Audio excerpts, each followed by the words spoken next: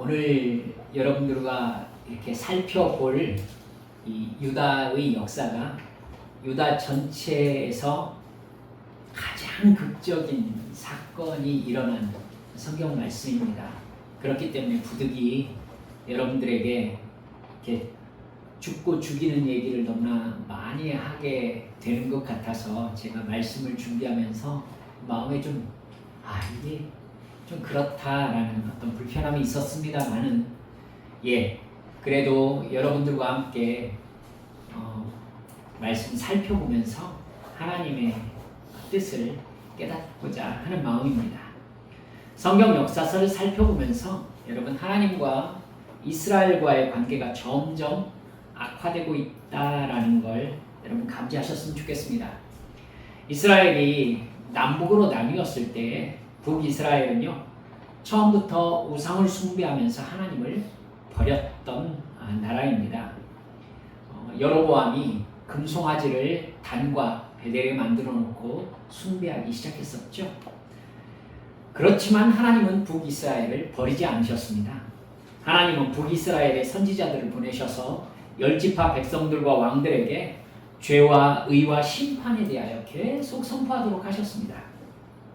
여러분 구약 성경에서 참 영향력 있게 활동했던 엘리야 선지자, 엘리사 선지자들이 모두 다 북이스라엘에서 활동했던 그런 선지자들입니다. 우상 숭배를 회개하고 하나님께 돌아오라고 강력하게 외쳤던 선지자들이죠.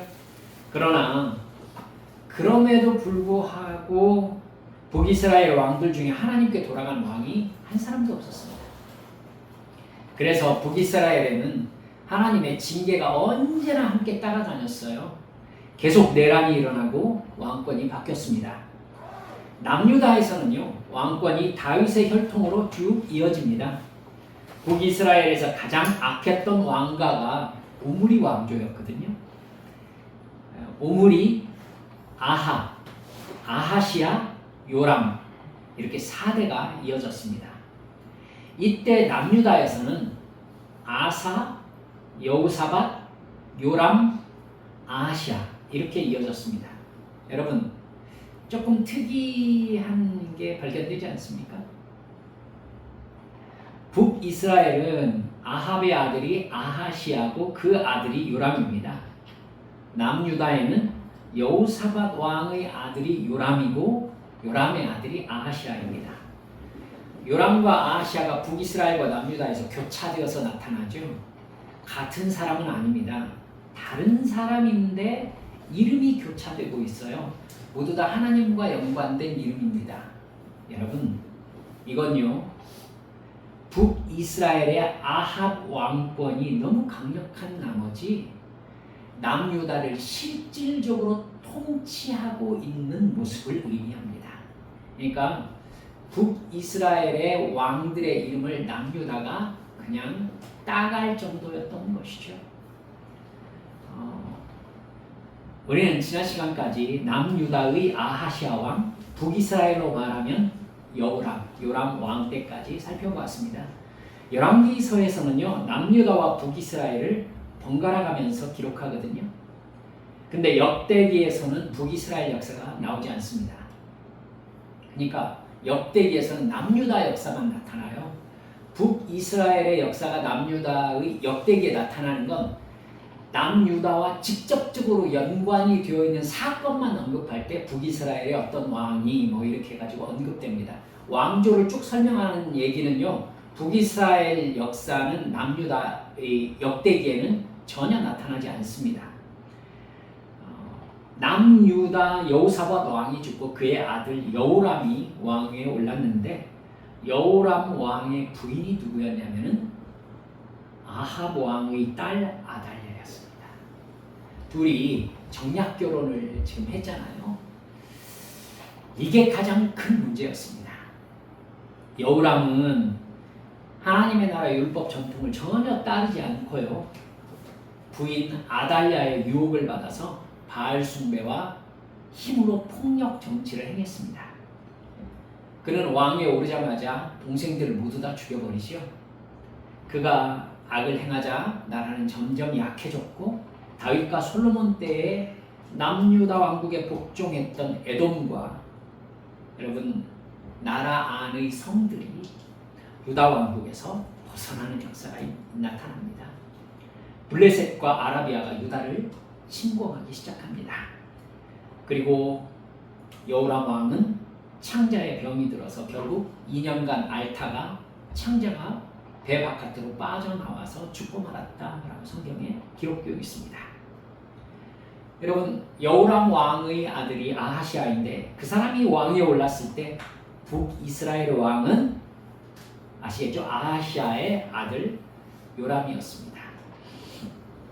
아하시아 역시 아하시아의 그러니까 남유다의 왕 아하시아는 엄마가 아합의 딸 아달랴인 거잖아요. 이 아달랴의 영향을 받아서 역시 우상 숭배를 행했습니다. 그리고 아버지처럼 권력에 의지한 폭력적인 왕으로 악을 행했습니다. 그때 여러분 사건이 벌어져요. 북이스라엘의 왕 요람이 할아버지인 아합과 같이 길르앗 라못을 두고 아람과 전쟁을 벌입니다. 거의 속국이다시피 한 남유다의 아하시아 왕도 그 전쟁에 함께 참여하고 있었습니다. 그러니까 여러분 여호사밧 아합 왕 때에 둘이 연합해가지고 길르앗 라못에서 전쟁을 하다가 아합이 죽잖아요. 여러분 똑같이요 손자 때에 그 일이 또 벌어진 거예요. 길르앗 라못에서 전쟁을 하다가 여러분 지금 전쟁 중이었던 거예요. 그래서 남유다의 아하시아 왕과 북이스라엘의 요람 왕이 연합군을 형성해가지고는 암몬과 싸우고 있었던 겁니다. 근데 그 싸움을 하다가 북이스라엘의 요람 왕이요 전쟁에서 부상을 입습니다. 그래서 7호차 이스라엘로 돌아와요. 이스라엘로 이제 후퇴를 하거든요.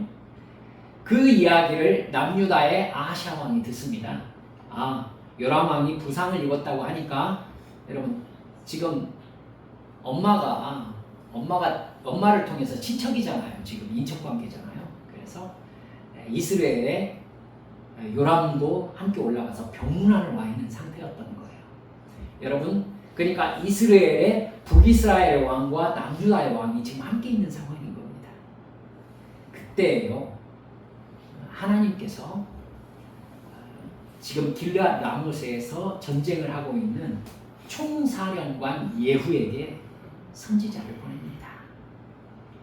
그리고 예후에게 기름을 부어요. 이스라엘에서 기름을 붓는다는 건 무슨 의미죠? 네가 왕이란 뜻이죠. 하나님께서는 예후에게 기름을 부으면서 아합 집안을 몰살시켜라 명령을 내립니다. 예후는요 그 말에 즉시 순종합니다. 그래서 군대를 이끌고요 요람 왕 자기 왕이 요람이잖아요. 남유다 왕은 아하시아고요. 이스라엘로 둘이 있는 이스라엘로 예후가 진격합니다. 군대 장관이니까 북이스라엘 왕 요람과 남유다의 왕 아하시아가 딱 보니까 예후가 따그닥따그닥 달려오고 있는 거예요. 그러니까 이스라엘 성에서 이렇게 지켜보고 있다가 누구냐 하니까 말 모르는 것이 예후 장군입니다. 그러니까 아하시아하고 요람이 병거를 타고 맞이하러 가요. 따그닥따그닥 해가지고 맞이하러 갑니다. 그러면서 예후의 병거를 딱 세웁니다. 그리고는 예후야 평안을 전하러 왔느냐? 즉 승전보를 알리러 왔느냐? 아니 장군이 지금 전쟁터를 벗어난 거잖아요. 그러니까 이건 전쟁 승리한 이야기일 것이다 라고 생각을 한 것 같아요. 그래서 딱 오는데 여러분 예후 장군이 지금 전쟁 승리 얘기를 하려고 왔어요? 아니죠. 지금 죽이려고 왔어요. 예후는 이미 두 왕을 죽이려고 마음먹고 돌아온 참이었어요. 예후가 얘기하죠. 여러분 요람 왕에게 네 어머니 이세벨의 죄악이 이렇게 나라를 망쳤는데 어찌 평안이 있겠느냐 딱 얘기를 하니까 와 완전 요람이 털이 바짝 쓰죠. 예후 장군이 지금 반역을 일으켰구나 딱 깨닫고는 옆에 있는 아시아 왕에게 아시아여 반역입니다 하고 그냥 막 병거를 돌려가지고 막 도망을 갑니다. 근데 예후가 누굽니까? 군대 장관이잖아요. 성경에 보니까 활을 당겨서 여러분 요람의 양팔 사이를 쏘았다라고 나와요. 그러니까 도망가고 있으니까 양팔 사이를 화살로 쏜 겁니다. 양팔 사이가 화살로 꿰뚫면 어떻게 되죠? 정확하게 심장이죠. 그래서 요람 왕이 심장이 꿰뚫려 죽습니다. 예후는 사마리아로 가요. 여러분 그 과정에서 아시아 왕도 도망갔지 않습니까? 아시아 왕은 그 자리에서 직결 처분되는 건 면합니다. 도망을 가는데 예후가 군대 장관이라는 걸 찾아내요. 그리고 남유다의 왕 아시아도 그 자리에서 죽입니다. 예후는요 아합의 식구들을 모두 다 없애버리는 작전을 철저하게 시행합니다. 사마리아로 가서 사마리아는 북이스라엘의 수도잖아요. 그때까지 살아있었던 아합의 부인 이세벨을 죽입니다. 그리고 아합 집안의 모든 사람들을 정말 싸그리 씨를 날려버려요. 그리고 남유다의 아하시아 왕의 친척들까지 모두 다 몰살시켜버려요. 여러분 그도 그럴 것이지 아달랴가 남유다의 시집가있잖아요. 그렇기 때문에 거기는 엄밀히 말하면 외가지만은 여러분 아합의 친척관계잖아요. 예후는 가만두지 않습니다. 그냥 싹 없애버려요. 여러분 남유다 왕의 그러니까 예루살렘에서는 이세벨의 딸이 아합 왕의 딸이 지금 그 대비마마로 있는 거잖아요. 여호람 왕이 죽었고 지금 자기 아들이 왕인 상태였잖아요. 근데 이 소식을 들어요. 아들이 죽었어요. 그리고 북이스라엘의 왕인 그러니까 북이스라엘 왕이면은 이제 남매잖아요. 남매 그 왕도 죽은 겁니다. 그러니까 아합의 식구들이 그러니까 후손들이 모두 다 몰살을 당한 상황인 거예요. 그때요, 여러분 아달랴가 엄청난 결심을 합니다. 그러면 내가 유다를 접수해야 되겠다라고 마음 먹고요. 왕 아시아의 아들들을 싸그리 몰살시켜버립니다.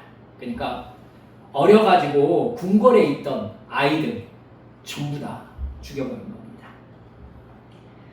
그 와중에요, 아시아 왕의 누이, 여러분, 그러니까 아시아 왕의 막내 아들 요아스만 간신히 구해가지고 이제 도망을 가게 되거든요. 그러니까 아시아 왕의 누이가 아시아 왕의 막내 아들 요아스만 구해서 도망갔다는 것은 고모가 아시아 왕의 막내 아들을 살린 겁니다. 이 막내 아들 이름이 요아스였던 거예요. 여러분 좀 복잡하지만 이해는 가시죠? 지금 상황이 무슨 상황인지. 요아스는요 어디로 도망을 가냐면 성전으로 도망을 갑니다. 여러분 예루살렘에서 도망을 갈 때에 왕의 손을 피할 수 있는 장소가 어디겠어요? 성전밖에 없는 거예요. 성전에 왕이 들어갈 수가 없으니까. 그래서 그 사실을 모르고 아달랴가 모든 정권을 차지하고요 6년 동안 남유다 왕국을 다스리게 됩니다. 여러분 요아스 왕자는 그때 젖먹이었어요. 그 요아스를 데리고 간 아시아 왕의 누이가 누구였냐면요 대제사장 여호야다의 아내였습니다. 대제사장 여호야다의 아내. 여호야다 제사장은 6년 동안요 아달랴가 다스리는 동안 요아스를 성전에서 키웁니다. 성전에서. 지금 족보가 조금 이게 헷갈립니까? 네, 족보가 좀 헷갈리는데 그냥 이렇게 여러분 자세히 아실 필요는 없어요. 여호야다의 아내가 아하시아 왕의 누이였던 거고요. 그 누이가 그러니까 그 아하시아 왕의 막내 아들을 살린 겁니다. 예. 그러니까 대제사장의 부인이 살린 거였죠. 이 대제사장 여호야다는요 아달랴가 다스리는 6년 동안 요아스를 성전에서 키워요. 요아스는 갓난 아기 때에 이제 그렇게 구원을 받아가지고 7년째가 되어서 지금 7살 정도 되었을 때에 여호야다 제사장이요 이제 요아스를 왕으로 세워야 할 때가 되었다라고 판단을 합니다. 그래서 여호야다 제사장이 아하시아 왕의 아들 요아스 막내 아들이 살아있다는 사실을요 왕실 호위병들과 수도 방위부대 예루살렘 방위부대에게 또 제사장들에게 모두 몰래 알립니다. 백성들이 이 소식을 듣게 되었어요. 그러자 여론이 갑자기 불같이 일어나요. 다윗 왕실을 회복해야 된다. 여러분 지금 왕이라고 하면서 여왕으로 있는 사람이 아달랴잖아요. 이 사람은 아합의 딸이잖아요. 아합 왕의 딸이기 때문에 다윗 왕국의 왕통이 아닌 겁니다. 다윗 왕국의 왕통을 회복해야 된다라는 여론이 확 일어납니다. 여호야다는 군대와 백성들 앞에서 어린 7살의 요아스에게 왕관을 씌우면서 왕 만세를 부르게 합니다. 백성들이 소리를 치면서 나팔을 불었죠. 예루살렘이 완전 소동하니까 이 소식이 아달랴에게 들렸죠. 당연히 아달랴가요 상황을 확인하려고 바깥으로 나와요. 그리고는 이 광경을 봅니다. 요아스 꼬맹이가 왕관을 쓰고 왕 만세를 받고 있는 거예요. 아달랴가 그럽니다. 반역이로다, 반역이로다 소리를 질러요. 근데 놀랍게도 아무도 그녀를 돕지 않습니다. 여호야다 제사장이 저 여자를 바깥으로 내쫓아라. 성전 안에서는 누구도 죽일 수 없다. 얘기를 해요. 성전 바깥으로 몰아냅니다. 그래서 아달랴는 성전 바깥으로 쫓겨나서 거기에서 살해당합니다. 그렇게 해서 요아스가 왕위에 올라요. 여러분 7살이 뭘 하겠어요, 꼬맹이가. 여호야다 제사장의 지도를 받아가지고 하나님의 뜻대로 나라를 다스립니다. 역대하 23장 16절에서부터 보면은요, 여호야다는 우리가 하나님의 백성이라는 맹세를 하게 한 후에 바알의 산당과 제단과 우상을 다 때려 부수고요, 바알 제사장을 다 죽입니다. 성전 예배가 레위인들의 중심으로 회복됩니다. 요아스 왕은 대대적인 성전 보수 공사를 벌여요. 그도 그럴 것이지. 여러분, 갓난 아기 때부터 자기가 7년 동안 살았던 곳이 성전인 거잖아요. 근데 그 성전을 아무도 돌보지 않는다는 것을 알게 되었죠. 그래서 성전을 완전히 보수를 합니다. 유다 백성들이요 기꺼이 성전 보수 헌금을 합니다.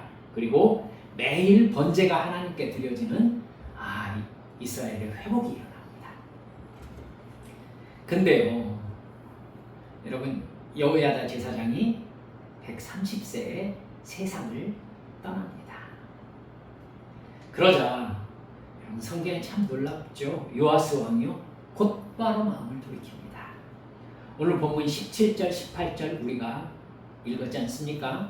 여호야다가 죽은 후에 유다 방백들이 와서 왕에게 절하며 무슨 얘기냐면요, 유다의 신하들이 여러분 여호야다가 살아있을 때는 자기들의 영향력이 거의 없잖아요. 그렇죠? 여호야다 제사장이 그야말로 요아스를 붙잡고 정치를 이끌어 간 거잖아요. 하나님의 뜻대로 일을 하도록 만든 거잖아요. 그러니까 요아스는 여호야다 제사장이 살아있는 동안에는 감히 여호야다 제사장이 하는 말에 어떤 말도 토를 달 수 없는 입장이죠.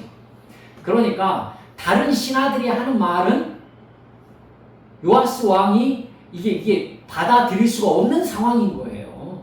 그리고 완전히 하나님께 치우쳐져 있는 정치가 이루어지니까 하나님 뜻대로 나라가 딱 서가지 않습니까? 그러니까 여호야다가 살아있을 동안에는 요아스 왕에게 뭐라고 할 수가 없는 거예요. 세력을 형성할 수가 없는 겁니다. 근데 여호야다가 죽어버린 거예요. 그러니까 곧바로 신하들이 와가지고 요아스에게 아부를 하기 시작한 겁니다. 왕에게 절하매 왕이 그들의 말을 듣고 조상들의 하나님 여호와의 전을 버리고 아세라 목상과 우상을 섬겼으므로 그 죄로 말미암아 진노가 유다와 예루살렘에 임하니라. 참 이렇다니까요. 신하들이 여호와 하나님이 아니라 우상 숭배를 권하는 것입니다. 여러분 왜 그랬겠어요? 그래야 자기들의 세력권을 차지할 수 있는 거죠. 여호야다 제사장이 이끌어온 대로 가면은 자기들의 입지를 전혀 확보할 수가 없는 겁니다. 그러니까 우상 숭배를 권한 겁니다. 근데 요아스가 그걸 따른 거고요. 이래서 피는 못 속인다는 얘기가 있는 것 같다는 생각을 제가 했습니다. 여러분 19절에 보면요. 그러나 여호와께서 그들에게 선지자를 보내사 다시 여호와께로 돌아오게 하려 하심에 선지자들이 그들에게 경고하였으나 역시 듣지 않았습니다. 여러분 여기에서 이 상황이 참 하나님께서요 이 말은 듣겠지 하면서 보낸 사람이 있었습니다. 요아스를 키우고 왕이 되게 한 여호야다 제사장의 아들 스가랴를 요아스 왕에게 보낸 겁니다. 여러분 그야말로 스가랴의 얘기는 듣겠지라는 기대 맞죠? 할만하죠. 여호야다 제사장의 아들이니까. 20절이 여러분 스가랴가 모든 백성들 앞에서 요아스 왕에게 한 말이에요. 이에 하나님의 영이 제사장 여호야다의 아들 스가랴를 감동시키매 그가 백성 앞에 높이 서서 그들에게 이르되 하나님이 이같이 말씀하시기를 너희가 어찌하여 여호와의 명령을 거역하여 스스로 형통하지 못하게 하느냐 하셨나니 너희가 여호와를 버렸으므로 여호와께서도 너희를 버리셨느니라. 21절 마저 읽어봅시다. 무리가 함께 꾀하고 왕의 명령을 따라 그를 여호와의 전 뜰 안에서 돌로 쳐 죽였더라. 성전 안에서 죽은 것입니다. 여러분 대제사장의 아들이니까 그도 제사장이지요. 요아스 왕이 여호야다 제사장의 아들 스가랴를 통해서 전해지는 하나님의 말씀을 듣고는 그를 죽이라고 명령하는 거예요. 참 이게 진짜 놀랍죠. 사람의 마음이요. 스가랴는 그렇게 돌에 맞아 죽습니다. 22절에는 요아스가 얼마나 악한 사람인지를 다시 반복해요. 요아스 왕이 이와 같이 스가랴의 아버지 여호야다가 베푼 은혜를 기억하지 아니하고 그의 아들을 죽이니 그가 죽을 때에 이르되 스가랴가 죽을 때에 이르되 여호와는 감찰하시고 신원하여 주옵소서 하니.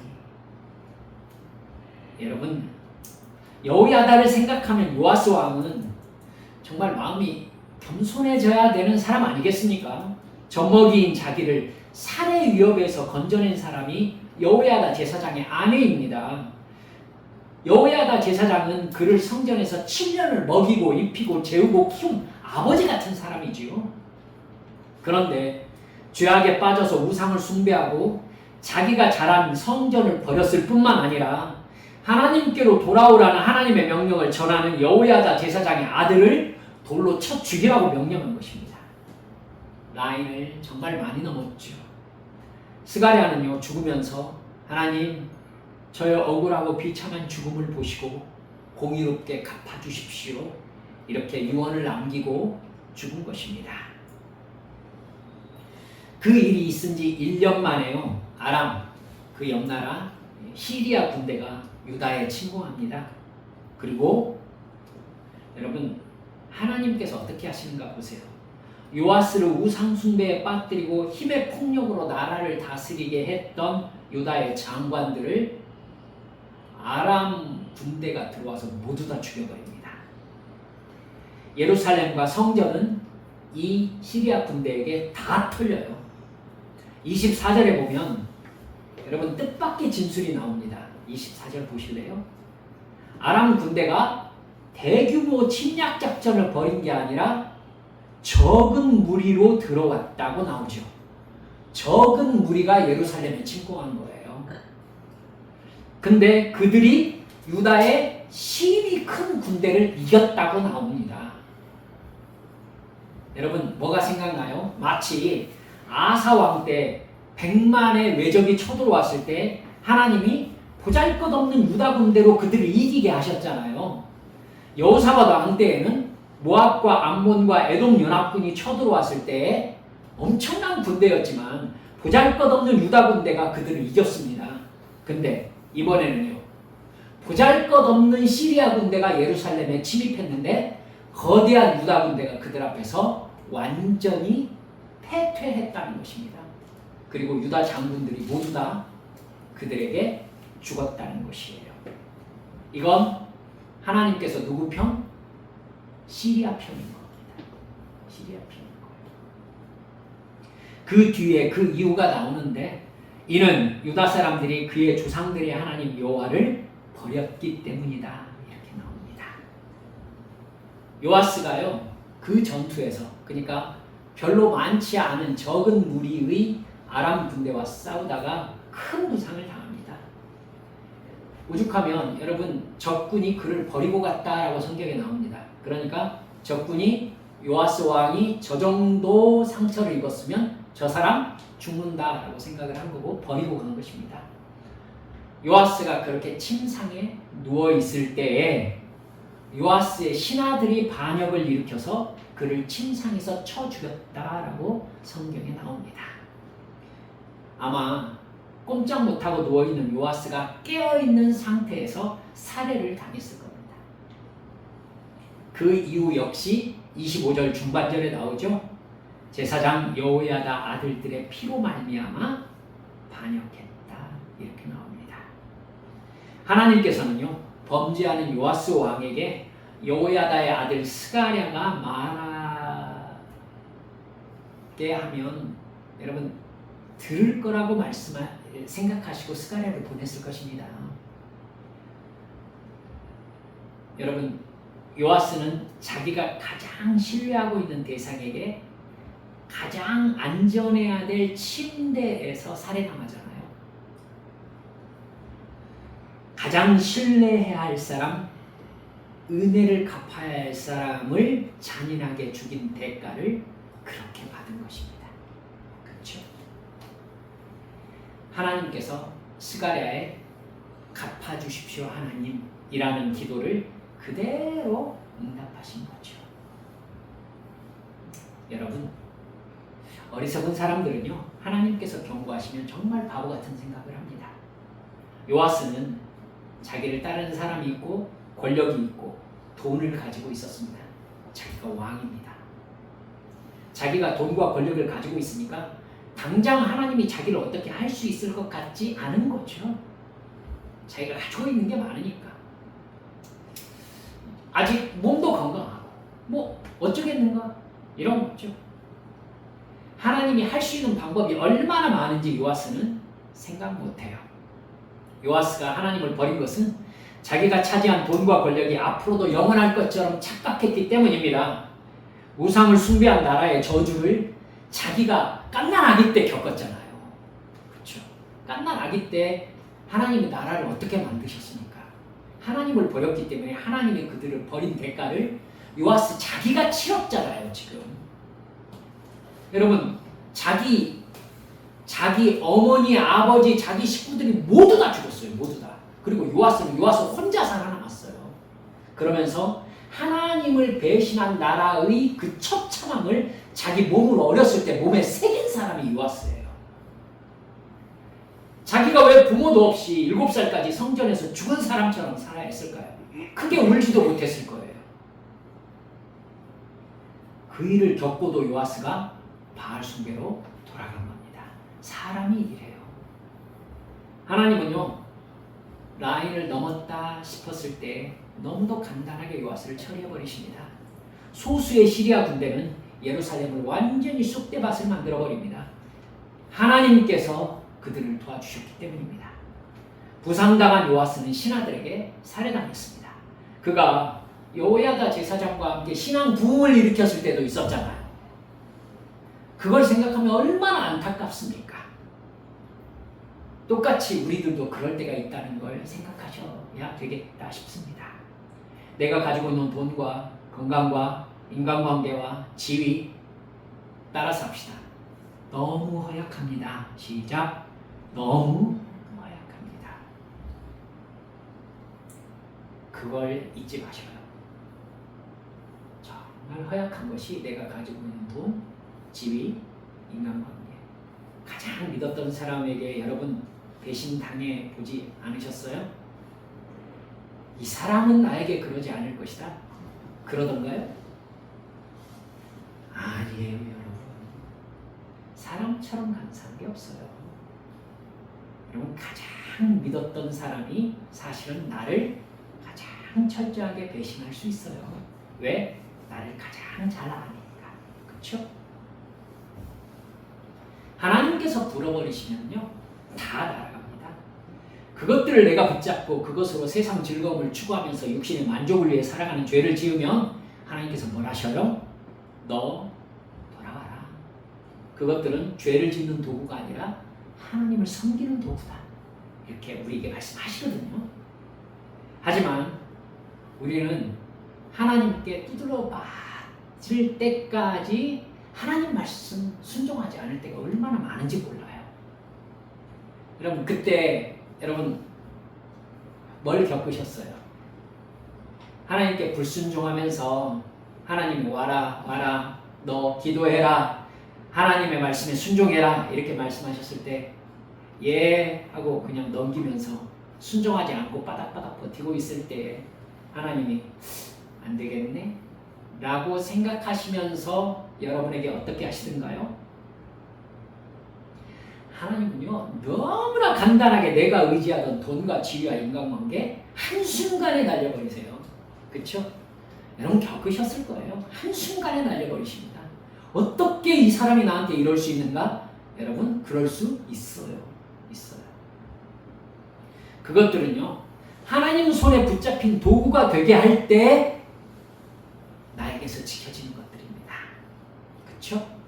하나님께 순종할 때에 그것들이 주는 유익을 우리가 누리게 하십니다. 성경에 그 얘기 얼마나 많이 나옵니까? 그것들이 내 것이라고 생각하면요, 내 육체적 욕망을 위해서 사용하면은요, 여러분 돌아오라는 하나님의 부르심을 되게 순종하기 싫어요. 이게 마치 내 것인 것처럼 생각한다니까요. 하나님, 제가 불행해지는 거 바라세요? 심지어 이런 얘기하는 성도를 제가 만나본 적이 있어요. 제가 가가지고 집사님, 하나님께 돌아오셔야 됩니다. 그거 하나님께서 날려버리시면 너무나 간단하게 날아가요. 그러니까 화를 내시는 거예요. 저한테. 목사님, 이제야 조금 살만해요. 저 그동안 되게 고생 많이 했어요.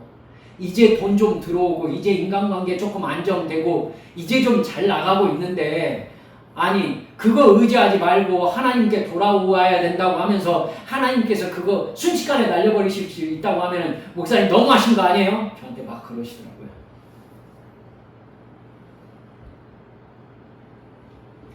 제가 너무했죠. 근데 그러라고 해서 제가 그렇게 말씀드린 겁니다. 여러분, 이 뒷얘기가 뭐가 있을 것 같으세요? 그 집사님 나중에 제 손 붙잡고 목사님 말씀 들을 걸 그랬습니다 하고 통곡하셨어요. 여러분, 하나님께서 나를 부르시고 그거 의지하지 말아라, 그거 세상 즐거움 순식간이다, 이렇게 말씀하시는 건요. 내가 그 즐거움 누리는 걸 하나님이 막 신경질 나셔서 하는 소리가 아니에요. 정말 그렇기 때문에 하시는 말씀이세요. 여러분, 나를 이용해서 하나님이 이익을 보시려고 지금 그렇게 말씀하시는 거예요? 아니에요.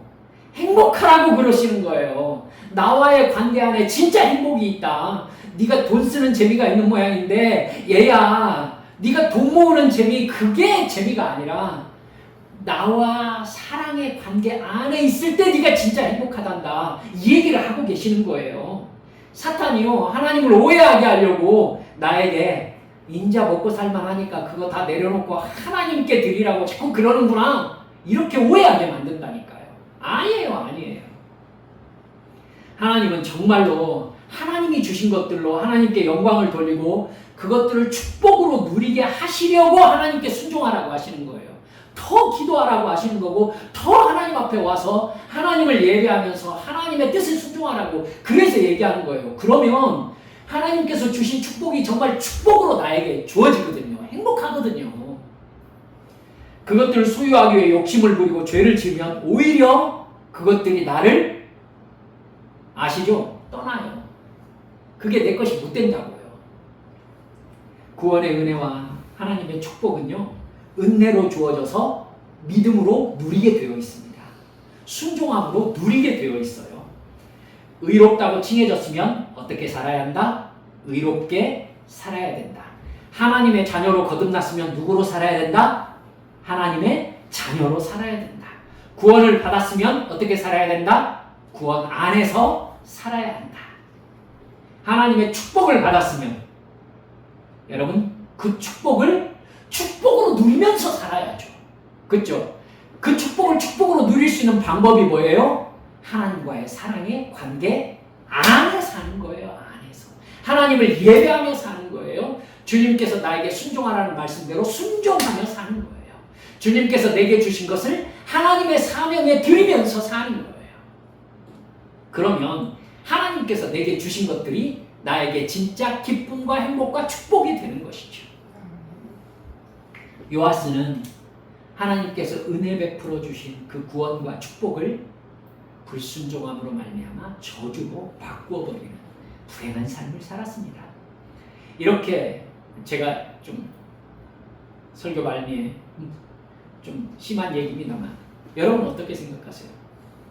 요아스가 침대에서 하나님께서 일으키신 전쟁에서 크게 부상당해가지고 침대에 누워있는데 그 침대에 누워있는 요아스 왕의 가슴에 신하들이 와가지고 칼을 박아서 죽었지 않습니까?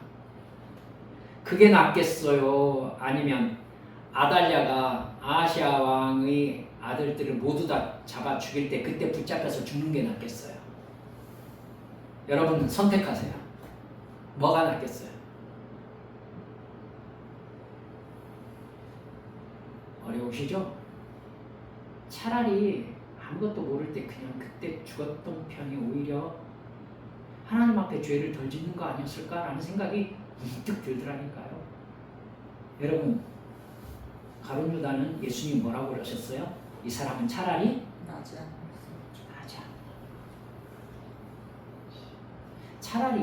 차라리 주님의 제자가 안 됐었으면은 차라리 예수님을 부인하는 일까지는 하지 않았을까, 이런 생각 들잖아요. 그렇죠? 여러분, 제가 이런 얘기 몇 번 했잖아요. 사울 왕 안 됐으면 어땠을까요? 왕 안 됐으면은 그 길보아산 전투에서 자기 가슴에 스스로 칼 박고 죽는 일은 없었겠죠.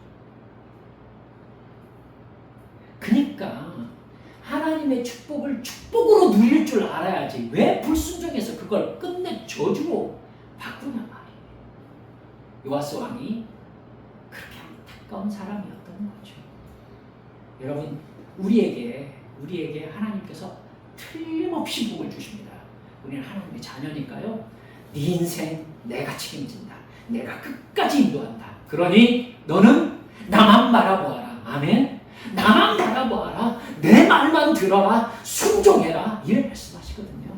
근데요, 우리가 약속도 없을 때는 뭐라고 그래요? 그럼요 주님, 제가 주님만 따라갈 거예요.